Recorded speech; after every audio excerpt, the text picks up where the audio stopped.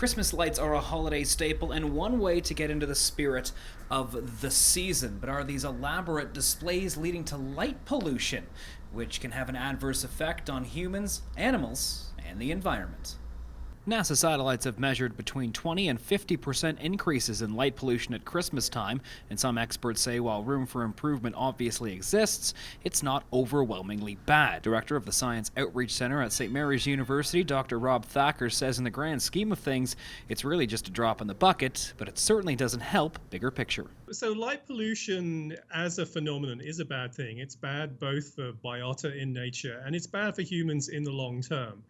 For the short term, particularly for 2 weeks around Christmas time, when there aren't too many biota about, it's probably not so bad as it could be, particularly because it's wintertime in Canada. According to NASA, the biggest impact is often felt in the suburbs, where the heavy lighting seen in major urban centers simply doesn't exist, where just a few large houses covered in lights can have significant impact.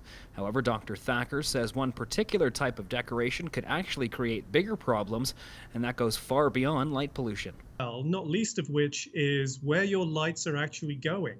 So one of the things that I've discovered is that the laser projectors that people are using, there's always a possibility that if you have a plane going overhead, you actually could hit a plane and dazzle the pilot and create problems for landing. So that's something to be aware of. Thacker says as far as the impact on local wildlife, additional lighting at this time of year poses a minimal threat to changing wildlife habits because many species are dormant right now. Your Christmas lights probably aren't going to have an impact on that kind of thing. And because there generally are less birds around at this time of year as well, there's less of an issue from that. But like I said, I mean, this is just a small blip in a much bigger issue that we need to look carefully at. Thacker adds to stay away from blue lights if you can this holiday season, as evidence those lights can indeed influence sleep patterns.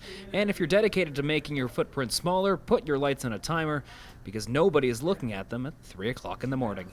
Michael Lumsden, City News.